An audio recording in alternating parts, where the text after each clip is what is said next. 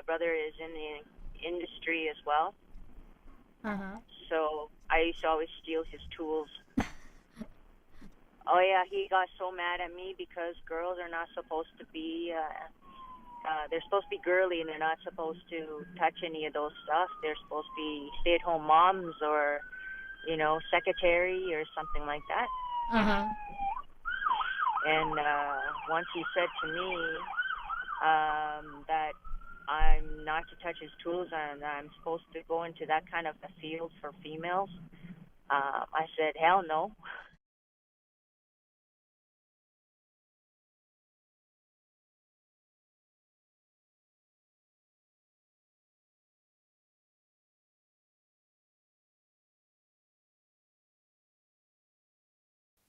With the percentage of women in construction industry so low today, that begs question, why is that? One organization, among others, that has done research into barriers to women's participation in the field is Build Force Canada, who stated some reasons including stereotypes and sex-segregated vocational education, discriminatory hiring practices, and limited training or unfair access to training. Another company, the Canadian Centre for Women in Science, Engineering, Trades and Technology, or WINSET, surveyed women working in the industry collecting their experiences and stories.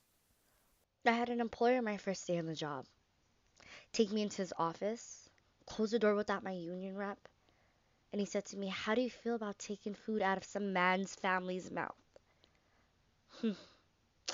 I looked at him and I said, "Well, I'm a single parent. Who do you think feeds my family?" "Well," he says, "you're a woman. You could have a man support you." Women constantly face harassment and discrimination in the workplace.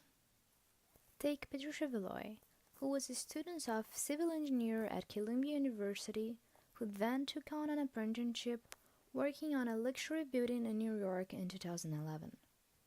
After working on the site, she reported to thinkprogress.org, saying, These men I worked with asked me out on dates, which was totally inappropriate. Commented on my body, commented on my abilities. And that was the hardest part. What bothered me the most was the sexual harassment and feeling intimidated. A survey taken by the Union of Construction Allied Trades and Technicians, UCAT, in UK demonstrated that 51% of the participants were treated worse simply because of their genders. This survey also indicated other problems, like lack of promotion, the feeling of isolation, and lower pay than male colleagues. Besides that, minor problems were also identified in the survey, such as 15% had difficulties to find personal protective equipment that fit properly, 1 in 4 had shared washrooms with men, and 3 out of 10 were afraid to complain about the poor treatment. It's not all bad though. There are organizations working to make a difference. First off, we have WINSET, which is an action-oriented non-profit organization that aspires to recruit, retain, and advance women in science, engineering, trades, and technology. This organization has helped shed some light on the harassment and inequality towards women in the workplace, bringing more people to awareness of the issue.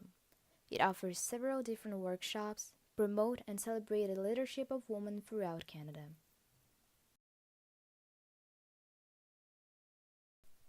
Humber College holds the Women Entering Non-Traditional Trades Conference. The event is funded by the province as part of its commitment to promote skilled trades. It's held in partnership with the Ontario Youth Apprenticeship Program, which offers apprenticeships to grade 11 and 12 students through their school co-op programs, giving them the opportunity to work towards certification in a skilled trade while earning a high school diploma. In addition to the effort made by these organizations, there are more groups and programs pushing to spread more information about skills and how women get started, as lack of this information is seen as a barrier. There are women persevering despite these barriers. Betty Lau has been working in construction industry for over 28 years, having her own company, All Woman Contractors. She has been doing what she loves, and by giving woman contractors a place in her business, Betty herself acts as a mentor to women beginning to find a niche for themselves. The lesson I would say is that if you really want it, it's how bad you want it, is to go forward even more so. It doesn't matter what people tell you on their opinion, but you can feel a passion in you that you want, that because there's so many people that told me I should quit. And give up the name and everything, and the name is all female, but what about the guys? Well, I put the +1 in because it just shut everybody up, because now it's a man there. But nobody sees the +1. And I just keep on moving forward, and I just troubleshoot one thing after another, and it never stopped me. You just have to feel your passion, and you know it's right, so you just keep on going for it.